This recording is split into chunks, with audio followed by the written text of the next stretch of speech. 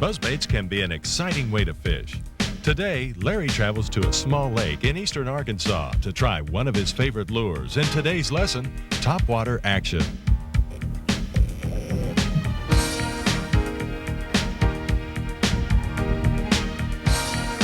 I knew there was a bass around that fence somewhere. Whoa, and he's trying to get me hung up. Pretty good little bass, too.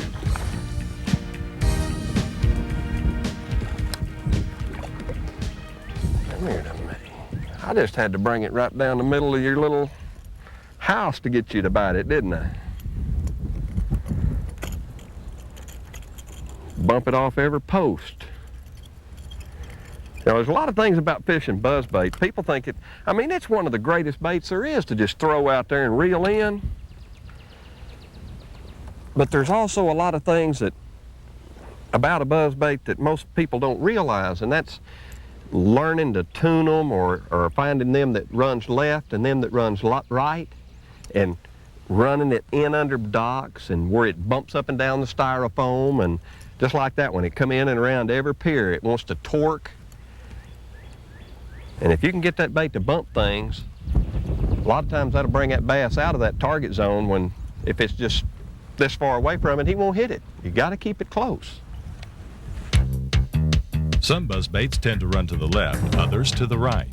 Learn which way your bait runs and use it to go up to docks or to bump the cover you're fishing. The more you can get the bait to bump the cover, the better the chances for a strike. Whoa, that looked like a good one. Maybe he just acted like a good one, I don't know. Oh, he's a pretty good bass. Not too bad. Yeah, I like that. I got you hooked every which way but loose. Now, that's the way I like to see them hit a buzzbait. That's pretty. Trailer hook and all. When in doubt, tie you on a buzzbait. You're in a shallow area. It seems like when you're fishing an area, it's flat water and you've got a lot of water that's less than 3 foot deep. Buzzbaits produce real well. When fishing a shallow, flat area where the majority of the water depth is 3 feet or less, a buzzbait might be just the ticket to a fun and productive day. Well, them lily pads, you big sapsucker, you. Whoa, that is a pretty good bass right there. Surprised me. Come on up here. Now see, that's dangerous. Don't be lifting them in the boat by your string unless you're fishing for fun. Ouch! And then you can do that. Anytime you reach and grab that line, I've seen people do that when I was guiding. They reach and grab that line and go to lift a fish in, and bloop, he falls back in the lake. And they just scream and yell. Now see, it don't make any difference if I lose him right now. But in a tournament, I would never, ever touch that string when I'm trying to land a bass. Either rod him in with your rod, because the bend of the rod keeps that line from breaking, or lip him, one or the other. Now, if you're just out fishing for fun or practicing, then it don't matter if he gets away. If he gets away, you just have to go buy you another Strike King buzzbait. You're gonna break your line if you pick him up with your line. The retrieve speed on reels can get pretty confusing. Basically, myself, I try to stay with one retrieve speed, and then that way I know how to adjust it. Slow down for slow speeds, wind faster if I want it to go faster. A 6.3 to 1 retrieve reel to a 5 to 1 is somewhere in that neighborhood is absolutely the best speed that you can get for bass fishing. And, you know, then you can either reel fast or slow down, one or the other. Little one. Oh, he ain't no little one. Yeah, he ain't no big one, though.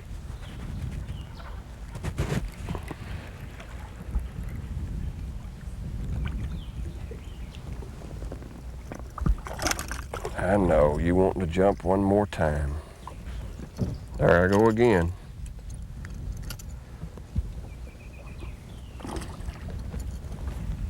Send a big one this way.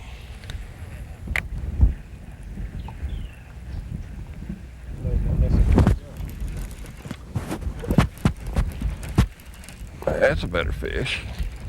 That's a better fish. I'll find me a big one here in a minute. It's funny how every other fish has got a different color to him. One's black, one's green. Boy, and he got a hold of it. Yes, he did. That's not a bad bass.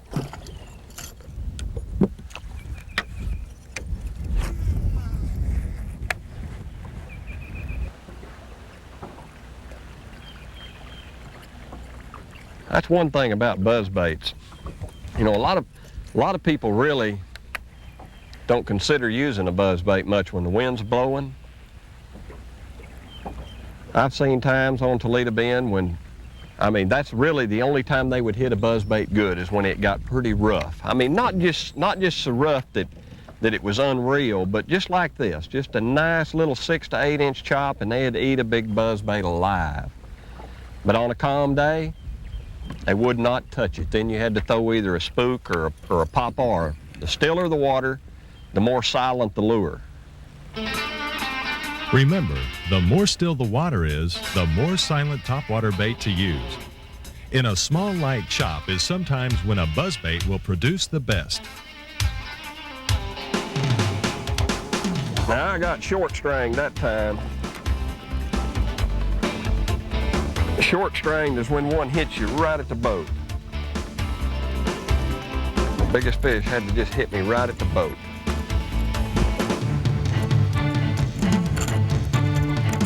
Scared me good anyway. Thank you very much. I'd get your attention when they grab that thing about 6 foot from you.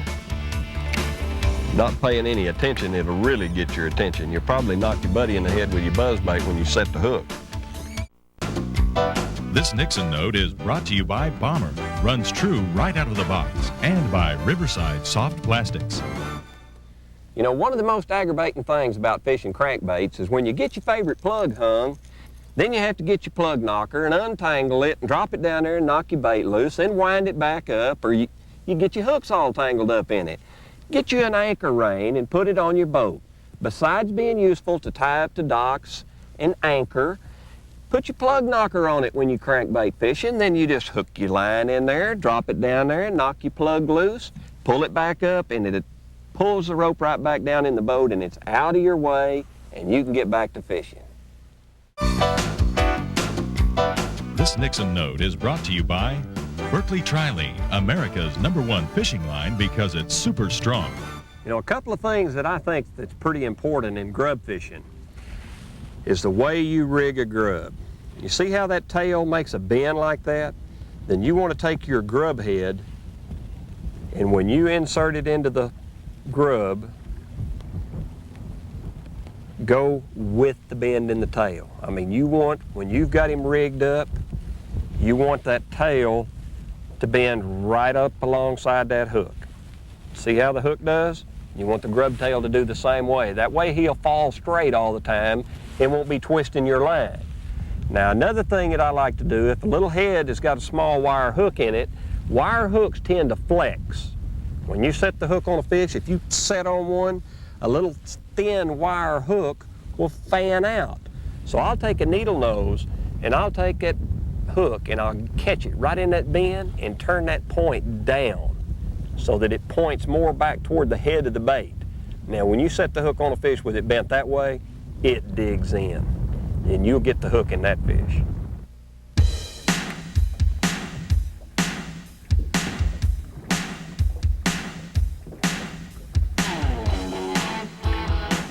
I said, there ought to be a fish on that stump there. If you see a good-looking target that you're pretty much sure a bass ought to live on it, maybe the way it relates to a point, make several casts at it. And you got to get closer than I did on that one, too. Had a little puff of wind blow my bait out of the area where I wanted it to go. If you see a big target like that old big black stump there, I know good and well there's a bass lives around that. If you see a good target, such as a stump on a lake without good targets, fish that target repeatedly from different angles. I want to see jaws.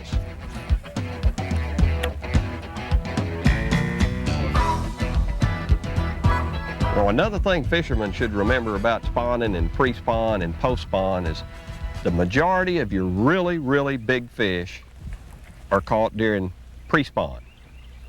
Once big fish get on the beds and start spawning, now I'm gonna tell you something right now, they get hard to catch. It gets real hard to catch them big ones. And the same thing in post-spawn. Post-spawn season is not a real good time to catch big fish, especially in shallow water.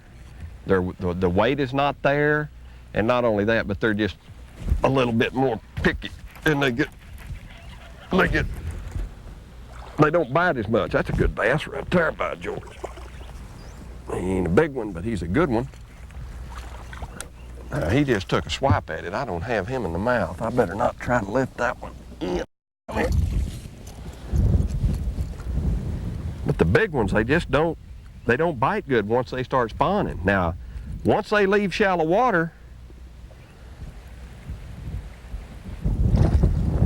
then you can catch them big ones. But if they're hanging in the shallows, boy, they feed early in the morning, late in the evening, and mostly at night. And once they go back to structure, then you can start spending a lot of time trying to catch big bass.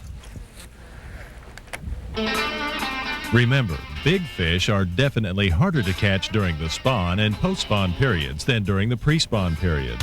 Once these fish move into deeper water onto structure, then your day may be more productive.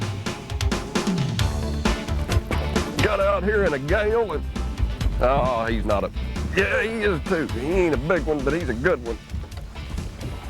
I got caught out here in a cotton picking gale storm and hung on a stump, boat's hung up, I'm tangled up, and you decide to bite my hook. Thank you. I don't know why you couldn't have did that when I was back there where I could navigate the boat. Now the boat's undone, I'm going 90 miles an hour. Do y'all have to fight wind every time you go fishing? Boy, I'll tell you what, this stuff sometimes gets on my nerves. Seems like every time I decide to go on a fishing trip, there's a boat.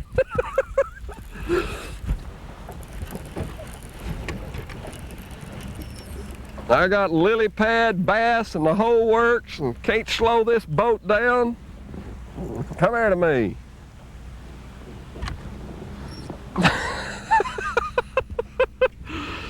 Oh. Maybe they like it out here in that wind. I thought I was in too much wind because I wasn't getting no strikes a while ago. Bass tend to be in probably 10% of the water that we have in our lakes. The other 90%'s nothing. I mean, there's just nothing out there. Maybe a few carp, a few minnows, a few white bass. But bass like select areas. And when you're looking for fish, you know, so much of the time I'm doing it with a lure that I keep the trolling motor moving. And, you know, I cover a lot more water that way. I'm hunting for that small area where a lot of fish are congregated in a certain zone. And that's why crankbaits and spinnerbaits and buzzbaits and topwaters are the lures that we use to cover a lot of water. You know, it may not be the lure they want to bite, but sooner or later they put me in an area that I really like, and then I slow down and spend more time in that area, maybe with a different lure. Oh, shoot, that looked like good fish. Good fish there. He come off a log. Heck with the lily pads.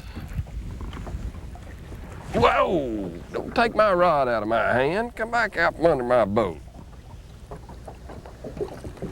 Oh, he ain't as big as I thought he was. Why? He's full of fight. Fat one. Nice, healthy fish.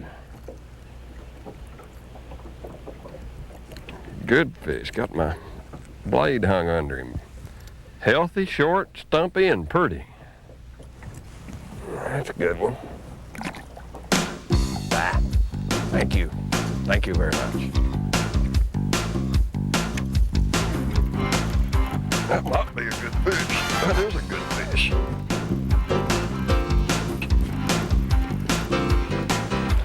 Good fish. You gotta wind them out of that stuff when they're down in that good stuff. Come here to me, big boy. Thank you. Uh-huh. Looky here. Give me that. They're eating bluegills. What happened? You just couldn't hold your meal down? Only that little perch, you thought he'd done found him another one crawling across there.